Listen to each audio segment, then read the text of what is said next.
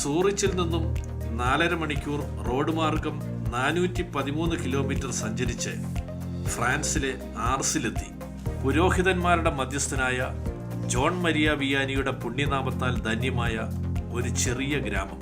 ഈ ട്രാക്ടർ കണ്ടാലറിയാം കാർഷിക വൃത്തിയാണ് ഈ ഗ്രാമത്തിന്റെ കർമ്മപദം.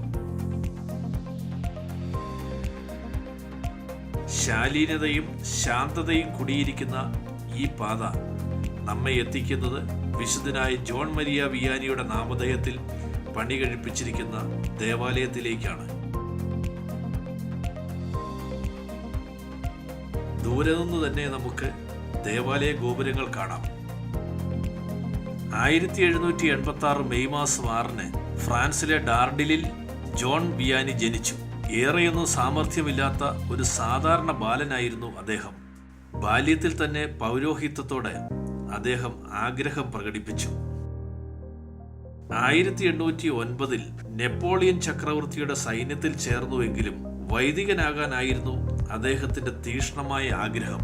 ലോകത്തിന്റെ ആഡംബര ഭൂഖണ്ഡമായ ഫ്രാൻസിന്റെ ഭൗതിക സുഖലോലുപതകളിൽ മുഴുകി ജീവിതം ഹോമിക്കുന്നവരുടെ ഇടയിലേക്കാണ് അദ്ദേഹത്തെ നിയോഗിച്ചത്. ത്യാഗനിർഭരമായ മാനവിക സേവനങ്ങളിലൂടെ അദ്ദേഹം ചരിത്രത്തിന്റെ ഭാഗമാവുകയായിരുന്നു. അദ്ദേഹത്തിന്റെ ജീവിത ദർശനത്താൽ മാനസാന്തരം സംഭവിച്ച അനേകരെ കുമ്പസാരത്തിലൂടെ നേർവഴിയിലേക്ക് നയിച്ചു.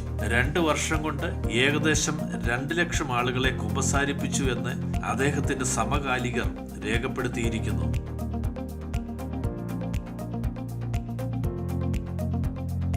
ആ പുണ്യാത്മാവിന്റെ ജീവിതത്തെ പുതിയ തലമുറയ്ക്ക് സാക്ഷ്യപ്പെടുത്തുന്നതിനായി അദ്ദേഹം ഉപയോഗിച്ചിരുന്ന വസ്തുക്കൾ ഇവിടെ അതേപടി സംരക്ഷിച്ചിരിക്കുന്നു. അദ്ദേഹം സഞ്ചരിച്ചിരുന്ന വണ്ടി, തന്റെ സാമീപ്യത്താൽ പുണ്യമാക്കപ്പെട്ട വാസസ്ഥലം,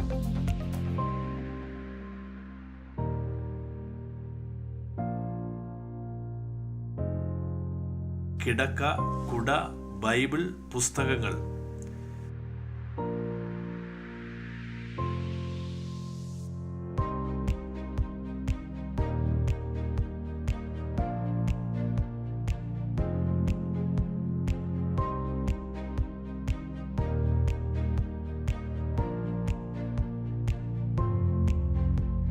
മൃതശരീരം അടക്കം ചെയ്ത പെട്ടി, ബലിയർപ്പണത്തിൽ ധരിച്ചിരുന്ന കാപ്പകൾ എല്ലാം ഭദ്രമായി ഇവിടെ സൂക്ഷിച്ചിരിക്കുന്നു.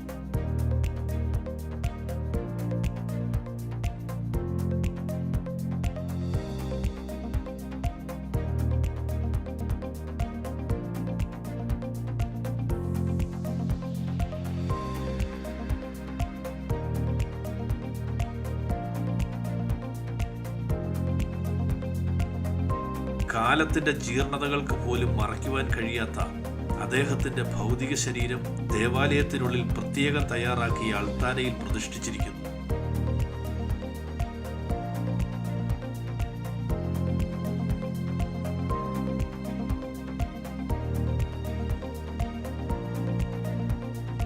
(1925) പയസ് 11 മാർപ്പാപ്പ ഇദ്ദേഹത്തെ വിശുദ്ധനായി പ്രഖ്യാപിച്ചു.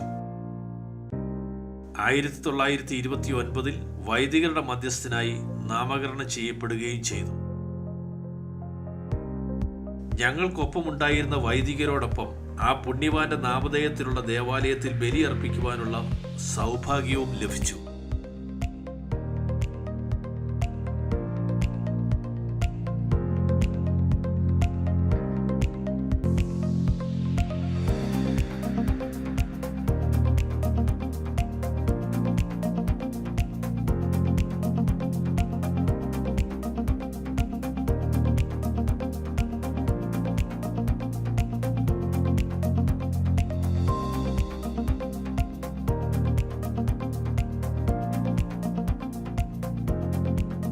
(73 വർഷക്കാലം മനുഷ്യരാശിയുടെ നന്മയ്ക്കായി തുടിച്ച അദ്ദേഹത്തിന്റെ ഹൃദയം ഈ പേടകത്തിനുള്ളിൽ ഇപ്പോഴും അഴുകാതെയിരിക്കുന്നു.